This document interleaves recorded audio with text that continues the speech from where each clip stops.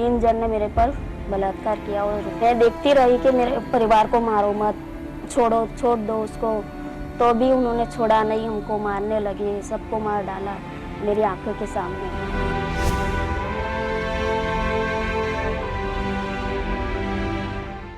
साल 2002 में गुजरात दंगों के दौरान एक जघन्य अपराध ने पूरे देश को झकझोर दिया था। 5 महीने की प्रेग्नेंट विकलिस बानो का गैंगरेप हुआ और उनके परिवार के 15 सदस्यों में से 7 की हत्या कर दी गई। 21 जनवरी 2008 को सीबीआई स्पेशल कोर्ट ने इस केस में 11 आरोपियों को दोषी पाया और उन्हें उम्र कैद की सजा सुनाई। बाद में बॉम्बे हाई कोर्ट ने भी इस सजा को बरकरार रखा। बीते 15 अगस्त को इन 11 दोषियों को गुजरात सरकार की रिमिशन पॉलिसी यानी माफ़ी नीति के तहत रिहा कर दिया गया। दरअसल एक दोषी ने 15 साल की सजा पूरी होने के बाद सुप्रीम कोर्ट में रिहाई के लिए याचिका डाली थी। कोर्ट ने गुजरात सरकार से इस याचिका पर विचार करने को कहा था।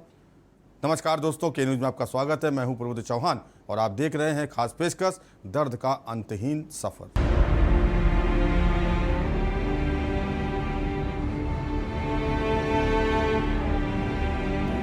3 जन ने मेरे पर बलात्कार किया और मैं देखती रही कि मेरे परिवार को मारो मत, छोड़ दो उसको, तो भी उन्होंने छोड़ा नहीं। हमको मारने लगे, सबको मार डाला मेरी आंखों के सामने।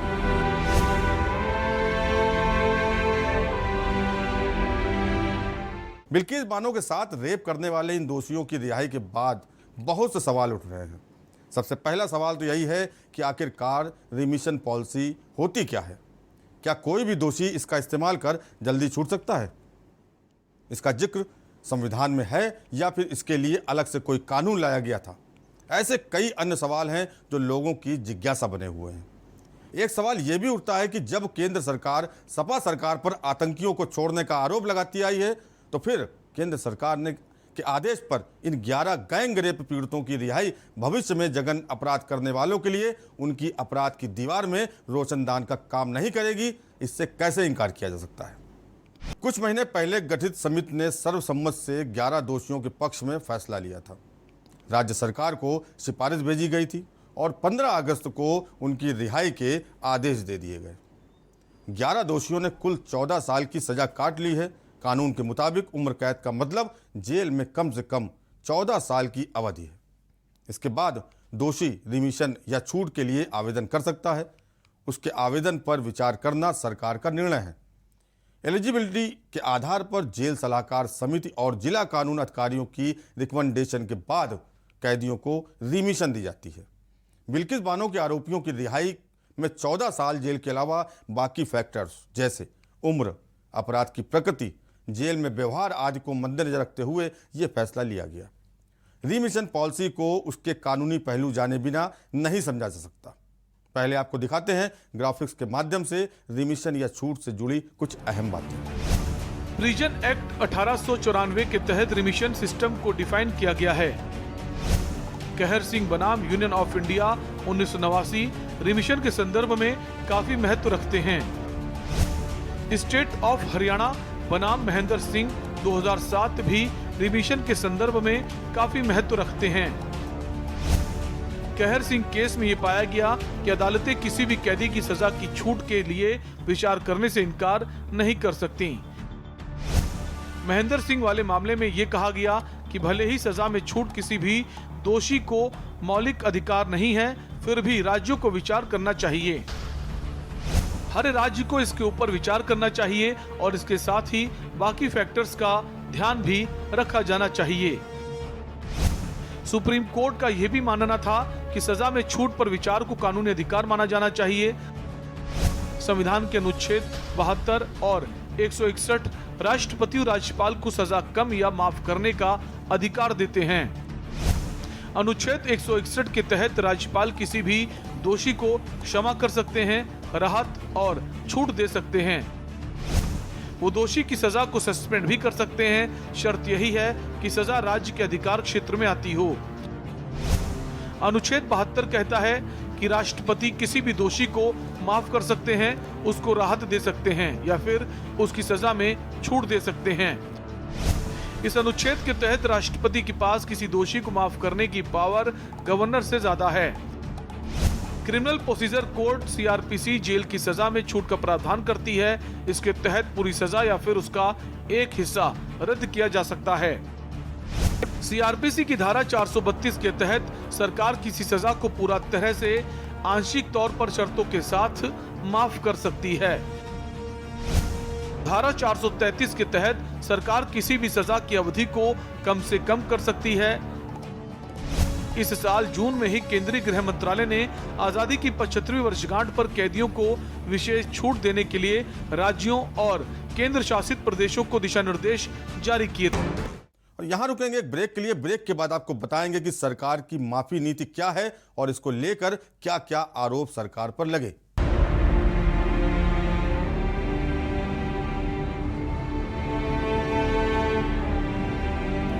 तीन जन ने मेरे पर बलात्कार किया और मैं देखती रही कि मेरे परिवार को मारो मत, छोड़ दो उसको, तो भी उन्होंने छोड़ा नहीं। हमको मारने लगे, सबको मार डाला मेरी आंखों के सामने।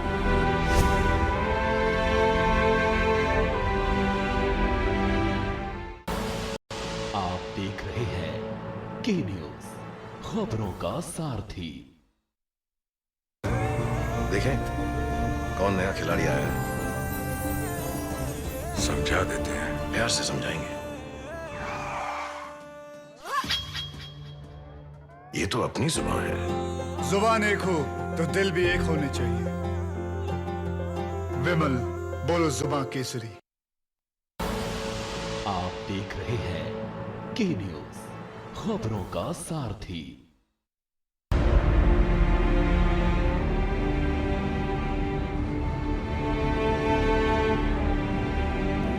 तीन जन ने मेरे पर बलात्कार किया और मैं देखती रही कि मेरे परिवार को मारो मत, छोड़ दो उसको, तो भी उन्होंने छोड़ा नहीं। हमको मारने लगे, सबको मार डाला मेरी आंखों के सामने।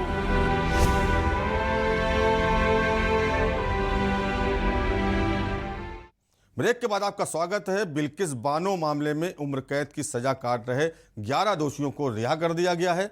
इस फैसले के बाद गुजरात सरकार पर केंद्र सरकार की माफी नीति को गलत तरीके से अप्लाई करने के आरोप लग रहे हैं, क्योंकि बिल्किस बानो के मामले में दोषियों के साथ कैसा व्यवहार किया जाए, इस पर केंद्र और राज्य सरकार की नीतियां अलग अलग मालूम पड़ रही हैं। इसी साल आज़ादी के अमृत महोत्सव पर 2 महीने पहले केंद्र सरकार ने सजा याफ्ता कैदियों की रिहाई के लिए एक नीति बनाई थी, जिसमें सभी राज्यों को दिशा निर्देश दिए गए थे।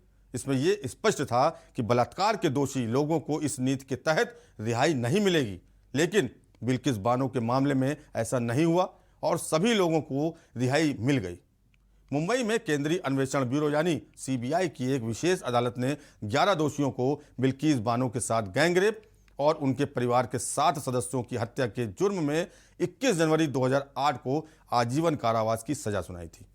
बाद में बॉम्बे हाईकोर्ट ने उनकी दोष सिद्धि को बरकरार रखा था। एक गर्भवती महिला से बलात्कार और हत्या की साजिश रचने के दोषी 11 लोगों को मुक्त करने में गुजरात सरकार ने मई में सुप्रीम कोर्ट के निर्देशों के अनुसार 1992 की अपनी नीति का पालन करते हुए दोषियों में से एक की माफी याचिका पर विचार किया था। 1992 की नीति के अनुसार 15 साल कैद की सजा पूरी कर चुके लोगों के लिए रिहाई का रास्ता खुलता है।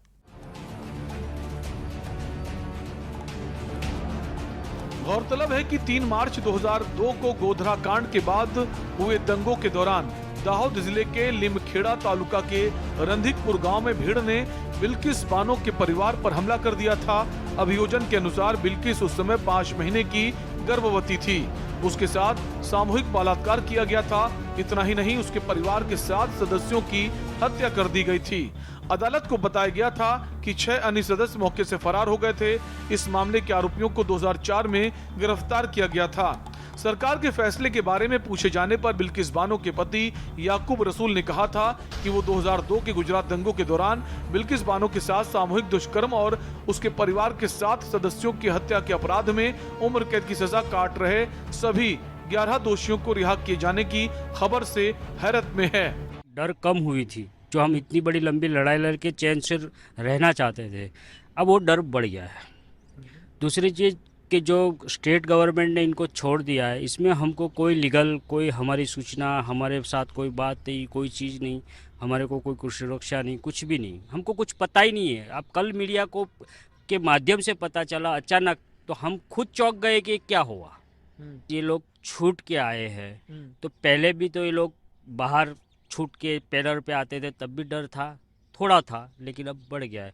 अब हम उस चीज़ के बारे में भी ज़्यादा कुछ कहना नहीं चाहते, क्योंकि हमारे पास ऐसा कोई ये है नहीं कि किस तरह छूटे हैं, बराबर, तो उससे ज़्यादा हम चर्चा नहीं करना चाहते। दूसरी चीज़ कि हम हमारा परिवार खो चुके हैं, परिवार खोया है, हम रोज़ परिवार को याद करते हैं। इसमें 3 साल की बेटी खोई है, उसके लिए हम रोज़ दुआएं करते हैं।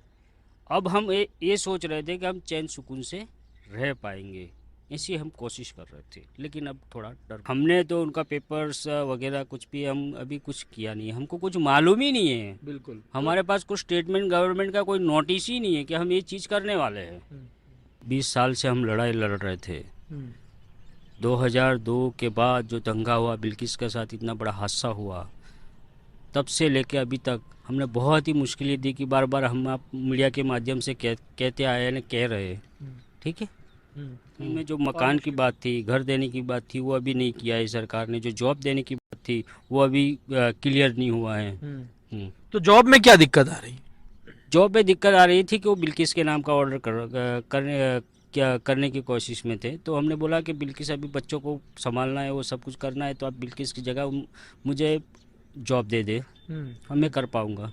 इतनी बड़ी मुश्किल है, उसने इतना टाइम निकाला है, उनकी इतनी परेशानी थी, अभी डर भी है, तो वो सब चीज़ें थी, तो उसकी वजह से हमने किया कि भाई आप किसी परिवार में हमको दे दीजिए। रसूल ने कहा था कि वो सोमवार को हुए घटनाक्रम पर कोई टिप्पणी करना नहीं चाहता है। उन्होंने कहा था कि वो उनकी पत्नी और 5 बेटों के पास घटना के 20 साल से अधिक समय के बाद भी रहने की कोई स्थायी जगह नहीं है। इसके साथ ही IMIM के अध्यक्ष असदुद्दीन ओवैसी ने भी केंद्र सरकार को आड़े हाथों लिया था और गैंगरेप जैसे संगीन अपराधियों की रिहाई को लेकर सरकार से कई सवाल पूछे थे। प्रधानमंत्री से पूछना चाह रहे हैं कि ये आपका अमृत उत्सव है क्या, कि जिस महिला को जो 5 महीने की प्रेग्नेंट थी,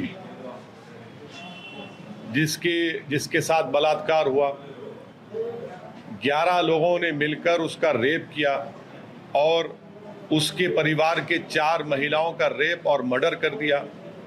बिल्किस बानो को उसके पड़ोसियों ने, जो उसको जानते थे, बिल्किस बानो जो 5 महीने की प्रेग्नेंट थी, उसका बारी बारी से 11 लोगों ने उसका रेप किया।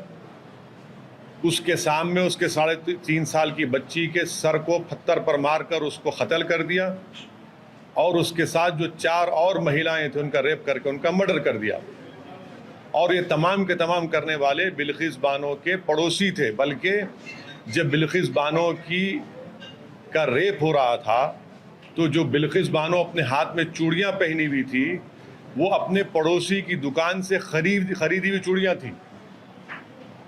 और बिल्किस बानो को बॉम्बे हाई कोर्ट में वहाँ पर सज़ा हुई, बल्कि ना सिर्फ उन 11 लोगों को, बल्कि पुलिस के ऑफिसर्स को भी और डॉक्टर्स को भी, क्योंकि वो कनाइफ कर चुके थे एक्यूज के साथ। ये कौन सी अमृत उत्सव की मिसाल भारत के प्रधानमंत्री दे रहे हैं कि उनके गुजरात में भाजपा की सरकार है और एक महिला को, जिसको 11 लोगों ने उसका रेप किया, जो प्रेग्नेंट थी, 3.5 साल की बच्ची, उसकी बेटी को उसके सामने उसकी हत्या कर दी, उसके 4 परिवार के लोगों को कत्ल कर दिया। ये कौन सा है? ये सुप्रीम कोर्ट ने जरूर कहा था एग्जामिन करो, सुप्रीम कोर्ट ने कहा नहीं था ना कि छोड़ दो बोल के। अगर आप छोड़ना चाहेंगे तो फिर आप क्यों नहीं छोड़ते मुंबई ब्लास्ट में जो रुबीना मेमन है, 17 साल से वो भी जेल में है। गुजरात में वडोदरा सीरियल ब्लास्ट में 18 साल से जेल में है। गोधरा के लोग 19 साल से जेल में है। छोड़िए ना इनको भी आप। जो भी डिसीजन भाजपा लेती है वो एक रिलीजियस समुदाय के हक में हमेशा लेती है और कंप्लीटली बायस्ड होकर लेती है। यकीनन सीआरपीसी में प्रोविजन है, मगर इसका यह मतलब नहीं है कि ऐसे हीनियस क्राइम के लिए, और वो भी आज़ादी का अमृत उत्सव हम मना रहे हैं, 75 साल की आज़ादी, और खुद प्रधानमंत्री का लाल किले से खड़े होकर महिलाओं के बारे में नारी के उसको पावरफुल करने की बातें करते हैं और ये काम होता है। हम इसका कंडेम करते हैं। और ये थे बिल्किस बानो के दोषी। पहला आरोपी जसवंत भाई नई, दूसरा आरोपी गोविंद भाई नई, तीसरा आरोपी शैलेश भट्ट, चौथा आरोपी राधेश्याम शाह, पांचवा आरोपी विपिन चंद्र जोशी, छठवां आरोपी केसर भाई वोहनिया, सातवां आरोपी प्रदीप मोरधिया, आठवां आरोपी बका भाई वोहनिया, नवा आरोपी राजू भाई सोनी, 10वां आरोपी मितेश भट्ट, 11वां आरोपी रमेश चंदना। और यहाँ वक्त तो चला है ब्रेक का। ब्रेक के बाद आपको बताएंगे कि दंगे के पहले गोधरा में क्या हुआ था।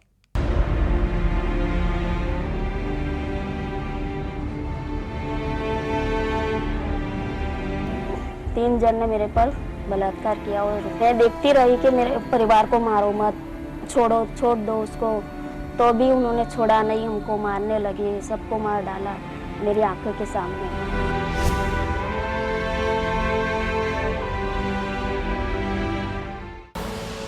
आप देख रहे हैं के न्यूज, खबरों का सारथी। देखिए कौन नया खिलाड़ी आया है, समझा देते हैं, प्यार से समझाएंगे। ये तो अपनी जुबान है। जुबान एक हो तो दिल भी एक होने चाहिए। विमल बोलो जुबान केसरी। आप देख रहे हैं के न्यूज, खबरों का सारथी।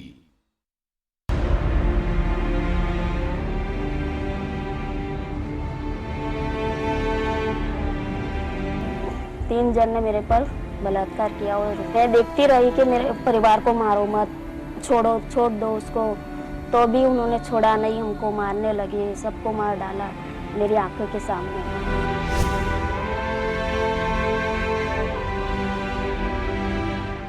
ब्रेक के बाद आपका स्वागत है। 27 फरवरी 2002 को गुजरात के गोधरा स्टेशन पर साबरमती एक्सप्रेस के कोच को जला दिया गया था। इस ट्रेन से कार सेवक लौट रहे थे। इसमें कोच में बैठे 59 कार सेवकों की मौत हो गई थी। इसके बाद दंगे भड़क गए थे। दंगों की आग से बचने के लिए बिल्किस बानो अपनी बच्ची और परिवार के साथ गांव छोड़कर चली गई थी। बिल्किस बानो और उनका परिवार जहां छिपा था, वहां 3 मार्च 2002 को 20 से 30 लोगों की भीड़ ने तलवार और लाठियों से हमला किया। भीड़ ने बिल्किस बानो के साथ बलात्कार किया। उस समय बिल्किस 5 महीने की गर्भवती थी। इतना ही नहीं, उनके परिवार के 7 सदस्यों की हत्या भी कर दी गई। बाकी 6 सदस्य वहां से भाग गए। इस घटना पर नाराजगी जताते हुए सुप्रीम कोर्ट ने सीबीआई जांच के आदेश दिए थे। इस मामले के आरोपियों को 2004 में गिरफ्तार कर लिया गया था। मामले का ट्रायल अहमदाबाद में शुरू हुआ। बाद में बिल्किस ने चिंता जताई कि यहां मामला चलने से गवाहों को डराया धमकाया जा सकता है और सबूतों से छेड़छाड़ की जा सकती है। इसके बाद सुप्रीम कोर्ट ने मामले को अहमदाबाद से मुंबई ट्रांसफर कर दिया। 21 जनवरी 2008 को स्पेशल सीबीआई कोर्ट ने 11 दोषियों को उम्र कैद की सजा सुनाई। स्पेशल कोर्ट ने 7 दोषियों को सबूतों के अभाव में बरी कर दिया था, जबकि एक दोषी की मौत ट्रायल के दौरान हो गई।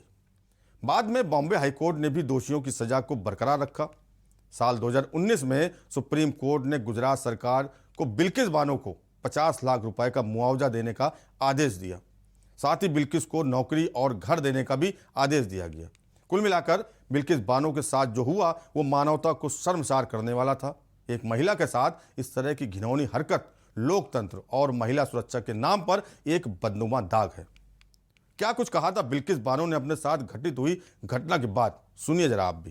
तो उसी वक्त हमारे एक तरफ से घर जल रहे और लूटपाट हो रहा था और हमारी खाला बीबी करके नाम है, वो दौड़ के आए उधर से, चलो चलो निकलो, घर जल रहा है, लूटपाट हो रहा है, अपने को मार डालेंगे, चलो निकलो घर में से।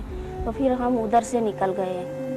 उधर रास्ते पे हम गए, इतने में हमारे पर हमला हो गया। 2 गाड़ी आई थी हमारे गांव से, तो उन्होंने हमारे पर हमला कर दिया कि ए रहे मुसलमान, मारो काटो उसको, छोड़ो मत। फिर हमारे पर हमला किया, हमारे कपड़े फाड़ डाले, हमारी माँ बहनों को, भाइयों को, मेरे चाचा ससुरा, मेरे मामा थे, मेरी फोई थी, इन सबको मारने लगे, हमको मेरे को भी मारने लगे। मेरी बेटी 3.5 साल की मेरी गोद में थी, उसको लेके पटक दिया नीचे।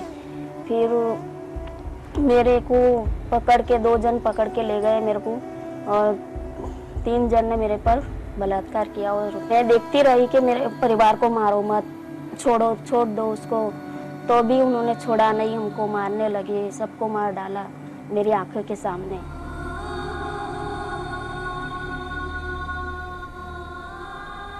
और 2 दिन की लड़की को भी मार दिया। हम 17 लोग थे और सबको मार डाला। इनमें से हम 3 बच गए, वो 2 लड़के बचे हैं और मैं। बिल्किस के दोषियों में से एक राधेश्याम शाह ने सीआरपीसी की धारा 432 और 433 के तहत सजा माफ करने के लिए गुजरात हाईकोर्ट का दरवाजा खटखटाया था। गुजरात हाईकोर्ट ने यह कहते हुए उसकी अपील को खारिज कर दिया था कि इस बारे में फैसला महाराष्ट्र सरकार कर सकती है। इसके बाद शाह ने सुप्रीम कोर्ट का रुख किया। उसने अपनी याचिका में कहा कि वो बिना किसी छूट के 15 साल से ज़्यादा लंबे समय से जेल में बंद है। इसी साल 13 मई को सुप्रीम कोर्ट ने अपने आदेश में कहा था कि चूंकि अपराध गुजरात में किया गया था, इसलिए रिहाई पर फैसला गुजरात सरकार ही कर सकती है। सुप्रीम कोर्ट ने इस पर 2 महीने फैसला लेने का आदेश भी दिया था और इसी के बाद सुप्रीम कोर्ट के आदेश के बाद गुजरात सरकार ने सभी 11 दोषियों की रिहाई का फैसला ले लिया। जहां एक और बीजेपी महिला सुरक्षा के नाम पर दावों और वादों का पुलिंदा पेश करती रहती है और तरह तरह के जुमलों से महिलाओं के सम्मान और उत्थान की बात करती है, दूसरी तरफ की तस्वीर कुछ ऐसी है जैसी बिल्किस बानो केस में हुई, जहां बीजेपी विपक्ष पर आतंकियों को छोड़े जाने का आरोप लगाती है। तो ऐसे में क्या सरकार ने कभी अपने गिरेबा में झांक कर देखा कि जो बिल्किस के साथ हुआ वो जायज़ था? उसके साथ हैवानियत का जो खूनी खेल खेला गया, उसकी बच्ची और परिवार के लोगों की निर्मम हत्या कर दी गई, वो कहां तक जायज़ था? और अब जब उसके दोषी जेल में अपनी करने की सजा पा रहे थे तो राजनीतिक समीकरणों और जातीयता के दांव पेच में माहिर बीजेपी की सरकार ने इन सभी को बरी कर दिया। फिर इसका जश्न भी मनाया। 15 अगस्त के दिन इन जल्लादों को रिहा कर जहां बीजेपी खुश थी तो वहीं लोकतंत्र खून के आंसू बहा रहा था। खास पेशकश दर्द का अंतहीन सफर में फिलहाल इतना ही। देश और दुनिया की बाकी खबरों को देखते रहिए के न्यूज़ इंडिया और मुझे दीजिए इजाजत। नमस्कार।